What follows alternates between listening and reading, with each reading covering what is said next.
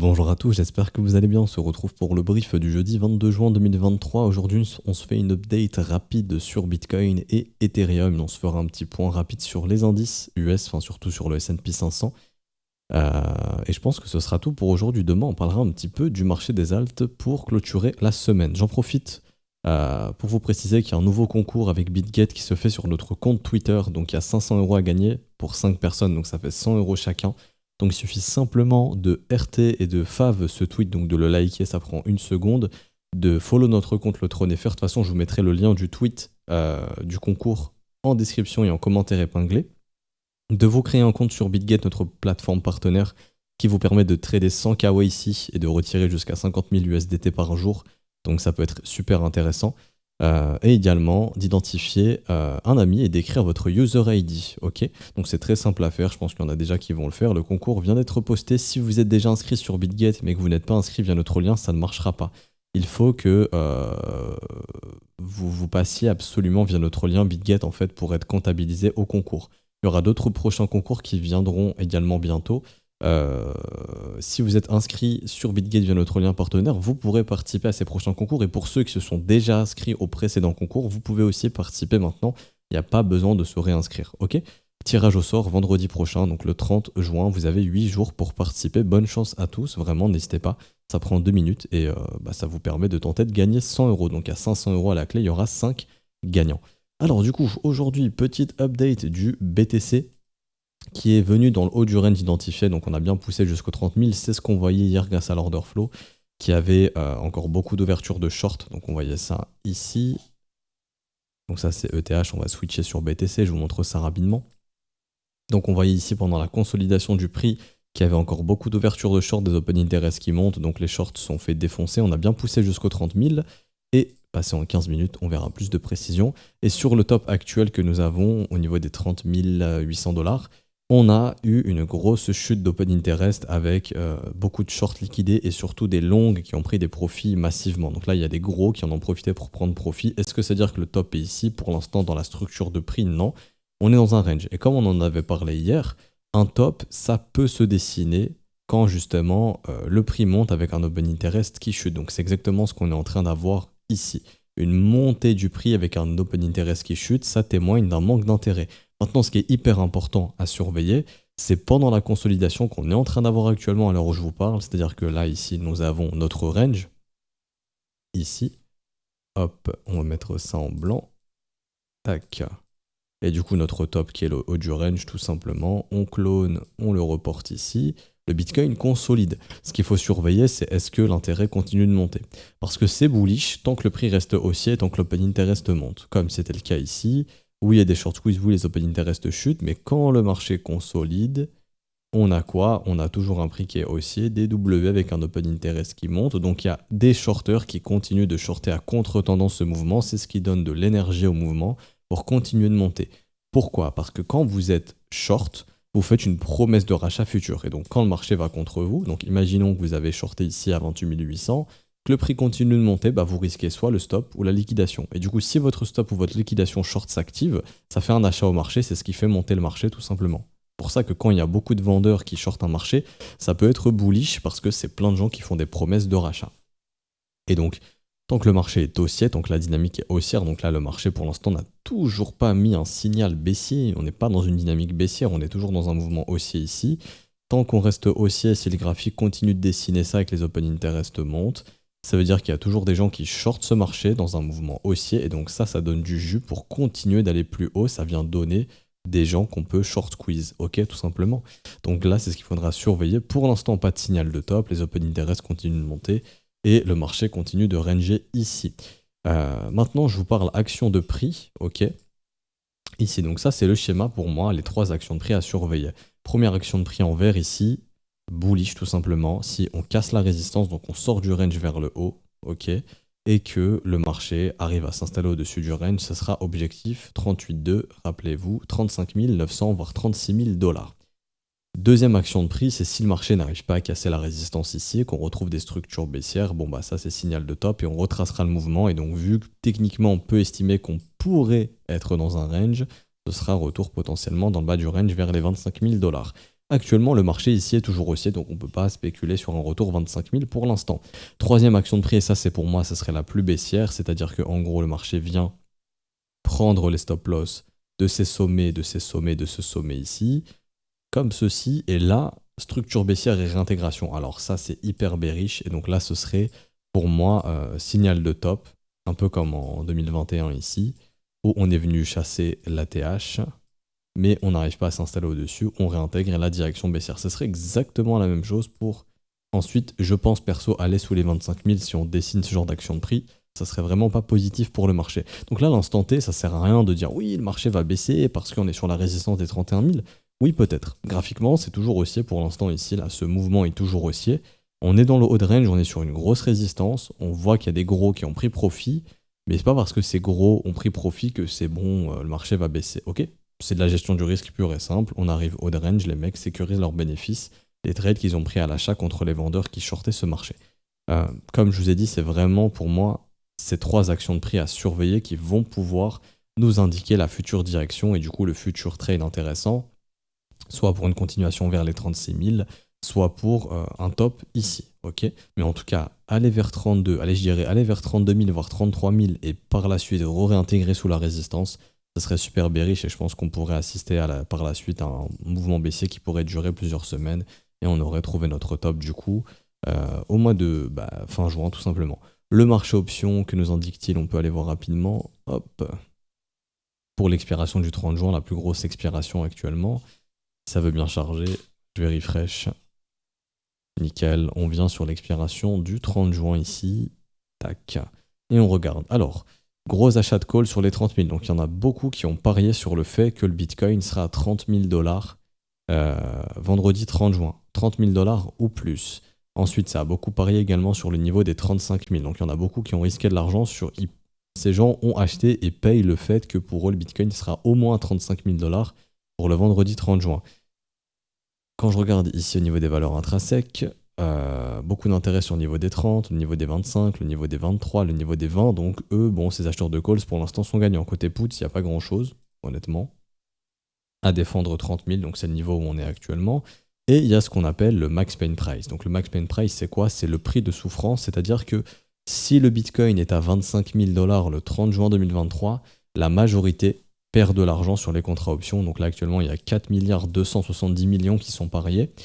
Si on vient à 25 000, tous ceux qui ont acheté des calls, donc toutes les barres vertes ici, ils seront en perte. Et tous ceux qui ont acheté des puts, donc qui ont parié à la baisse ici, seront en perte. Pas vraiment parié à la baisse, mais en gros, pour faire simple, une personne qui a acheté un put à 24 000 $, elle mise sur le fait que le Bitcoin sera à 24 000 ou inférieur à 24 000 $ pour le 30 juin. Okay, en revanche, quelqu'un qui a acheté un call à 30 000, elle spécule sur le fait que le Bitcoin sera au moins à 30 000 $ pour le 30 juin. Et du coup, le max pain price ici, si on vient à 25 000, tous ceux qui ont parié sur le fait que le Bitcoin serait au-dessus des 25 000 perdent de l'argent et tous ceux qui ont parié sur le fait que le Bitcoin serait sous les 25 ont perdu de l'argent. Comment le max pain price se calcule? C'est simple, c'est le niveau où un maximum perd de l'argent. Si on est au-dessus de 25 000, toutes les barres rouges ici, elles perdent de l'argent. Et vous voyez que les barres rouges sont plus grosses que les barres vertes, donc il y aurait moins de gagnants que de perdants. Et ici, pareil, à droite, vous voyez que les barres vertes sont beaucoup plus grosses que les barres rouges, donc pareil, si on est à 25 000, toutes les barres vertes ici perdent de l'argent, les barres rouges au-dessus de 25 000 gagneraient de l'argent, mais elles sont beaucoup moins nombreuses, il y a beaucoup moins de gens qui auraient fait le bon choix et donc qui auraient gagné de l'argent. Et donc il se passe quoi ici? Qui gagne au final? En fait, c'est les gens qui ont vendu les puts et les calls. Demain, si j'achète un put ou un call, par exemple, il y a quelqu'un qui vient me le vendre. En gros, je m'accorde avec quelqu'un sur un prix, par exemple, écoute, moi, je parie sur le fait que le Bitcoin sera au moins, par exemple, je sais pas, allez, on va dire à 27 000 $ le 30 juin 2023. Je te donne ce qu'on appelle le prime, une assurance. Ok, donc la personne collecte le prime, elle le met dans sa poche, et cette personne est obligée, quoi qu'il arrive, de me vendre un Bitcoin à 27 000 $ le 30 juin. Si le Bitcoin il est à 50 000 $, elle est obligée de me le vendre à 27 000 $. Ok, si le Bitcoin il est à 20 000 $, elle peut me le vendre à 27 000. Bien sûr, je ne vais pas acheter ce Bitcoin à 27 000, ça n'a aucun sens, puisque le prix du marché, par exemple, est à 20 000 $. Ok, mais en tout cas, la personne qui vend le call, elle est obligée de fournir le Bitcoin si la personne le demande au prix sur lequel on s'est mis d'accord, tout simplement. Si la personne ne veut plus acheter son Bitcoin à 27 000 parce qu'on est à 20 000 par exemple, et ben la personne qui a vendu le call garde le prime, l'assurance dans sa poche. C'est un peu comme si vous mettiez un acompte, enfin pas vraiment un acompte, mais ce qu'on appelle un security deposit, j'ai plus le terme en français, par exemple pour acheter une voiture, voilà, vous dites à la personne, écoute, on se met d'accord sur ce prix, je te donne tant, et ça tu gardes si jamais il se passe quelque chose, en tout cas tu gardes dans ta poche. Si par exemple, je sais pas, vous avez un imprévu, vous pouvez pas acheter la voiture, bah la personne va garder le security deposit dans sa poche, donc le prime, et vous donnera pas la voiture. Mais par exemple, si vous pouvez acheter la voiture au prix sur lequel vous êtes fixé, bah la personne est obligée de vous vendre la voiture sur le prix sur lequel vous êtes fixé. Je vous donne un autre exemple, on parle de montre. Par exemple, vous avez une belle montre qui est disponible, il y en a très peu sur le marché, vous la trouvez jolie, vous trouvez que c'est un bon investissement. Vous dites à cette personne, écoute, je te donne 2000 euros par exemple, la montre elle vaut 20 000 euros, je te donne 2000 là tout de suite, là maintenant, tu les gardes quoi qu'il arrive, mais la montre, t'as 2 mois, enfin j'ai 2 mois pour te l'acheter à 20 000. Si au cours des 2 mois, je te l'achète pas, tu garderas les 2000 euros dans ta poche. Imaginons 2 mois après, la montre, elle coûte 30 000 euros parce que bah, y en a très peu sur le marché et il y a une phase de spéculation sur cette montre-là, peu importe pourquoi.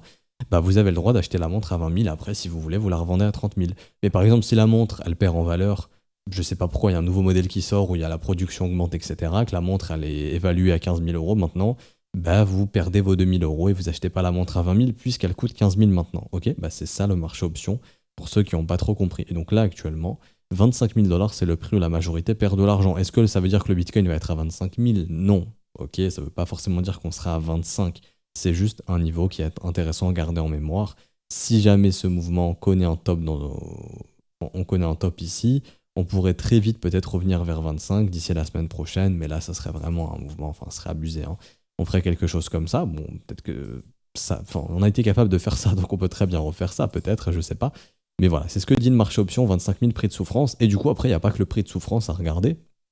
Il y a aussi les niveaux calls et puts, en fait, parce qu'il y a des gens qui ont misé de l'argent et qui ont des intérêts à ce que le Bitcoin soit au-dessus des 30 000 dollars, par exemple. Et là, on voit qu'il y en a beaucoup qui ont acheté beaucoup de calls à 30K et qui, eux, vont tout faire pour que le Bitcoin soit au moins à 30 000 dollars pour être gagnant sur leurs calls. Ça, faut pas oublier. Ok.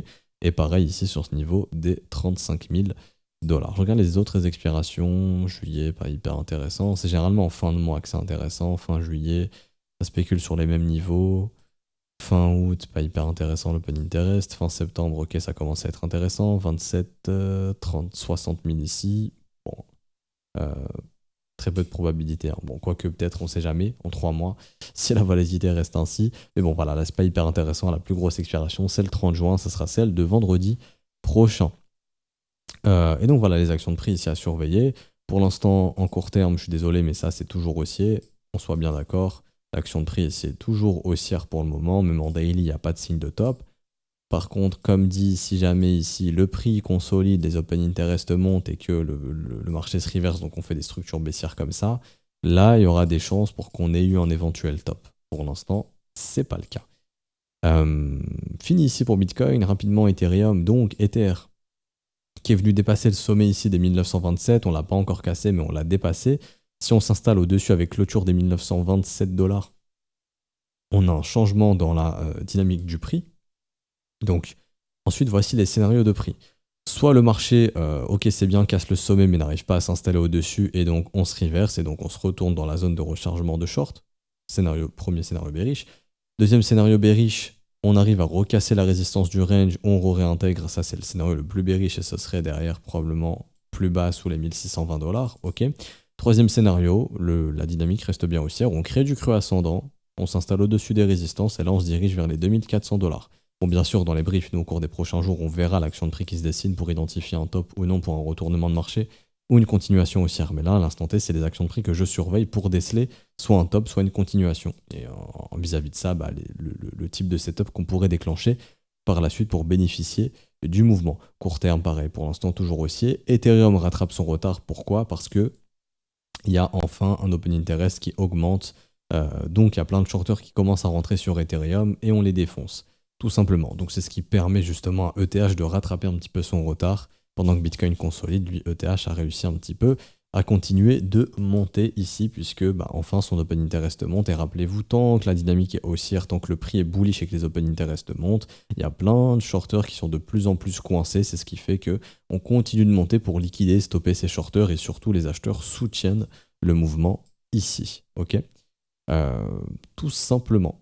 Par contre, si le prix ici se met à consolider et par la suite on commence à avoir des structures baissières et que les open interest continuent de monter, là ça pourrait aussi indiquer un signe de top parce que c'est les acheteurs qui vont commencer à être underwater et on s'attaquera aux acheteurs et donc on pourra retracer ce mouvement. Pour l'instant c'est pas le cas, ETH le mouvement reste bullish, ok. Et pas grand chose d'autre de plus à dire, je vous fais un point rapidement côté macro. Alors, c'est pas ici, ça va être ici. Donc le dollar index qui est dans sa zone de rechargement, mais qui pour l'instant donne aucun signal haussier pour le moment. On est toujours baissier sur le dollar index dans la structure de prix. Hein. Ça, c'est toujours un mouvement qui est baissier, sauf si on arrive à trouver un bottom plus haut que celui-ci et qu'ensuite on vient casser le niveau des 105 points. Là, on aura un signal de bottom et on aurait une reprise haussière du dollar index. Pour l'instant, ce n'est pas le cas. Et donc là, quand je repasse en daily, on est en zone de rechargement, bien. Mais pour l'instant, il n'y a pas encore de structure haussière qui pourrait indiquer une reprise. C'est un range, on va revenir dans le bas de range, ensuite on verra si le range est cassé au sud. Si c'est le cas, c'est continuation du marché baissier pour le dollar. Le Nasdaq ici, qui, depuis que le Nasdaq a top, le Bitcoin en profite pour faire son mouvement haussier. C'est un peu bizarre d'avoir justement des indices qui se mettent à chuter, un Bitcoin qui pump. Est-ce qu'on est dans le scénario 2021 qui est que le Bitcoin s'est dépêché d'aller chasser tous les stops? Ici, on s'est dépêché d'aller chasser tous les stops avant le retournement du marché américain pour se recorréler. Donc ici, ça serait en gros, on se dépêche vite d'aller nettoyer tous les stops ici, et ensuite le marché américain baisse et on se recorrèle à cette baisse. Donc ça serait le scénario ici. Ou alors le marché américain continue de monter et le Bitcoin va apprécier s'il arrive à s'y corréler. En tout cas, ce qui est bizarre, entre guillemets, c'est que les indices baissent, les matières premières baissent, hein, l'or n'arrive pas à monter et c'est un peu bizarre parce que le Bitcoin était corrélé aux matières premières, là il s'est décorrélé de tout, il s'est décorrélé des indices et des matières premières, donc il fait son rallye dans son coin.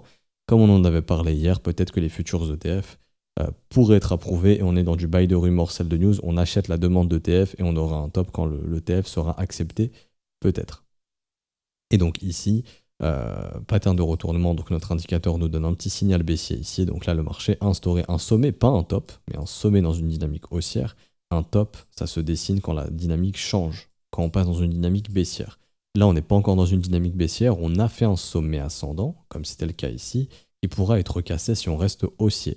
En revanche, si le marché se met à dessiner quelque chose comme ça, là ça serait l'indication que zone de rechargement de short, structure baissière, on est en train de repasser dans un mouvement baissier. Ok, donc ça serait l'action de prix à surveiller pour le Nasdaq. C'est exactement la même chose pour le S&P 500 qui est venu chercher la zone de rechargement de short ici.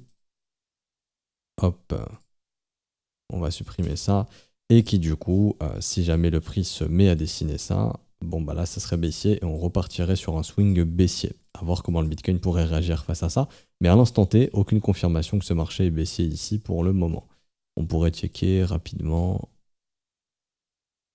Hop, ce que donne le bien Instit. Pour l'instant, il est toujours haussier, donc il n'y a pas trop de signaux baissiers ici, de ce point de vue-là. Et le gold, ici pour terminer, qui est clairement toujours baissier. Lui, il n'arrive clairement pas à faire un sommet, un creux ascendant.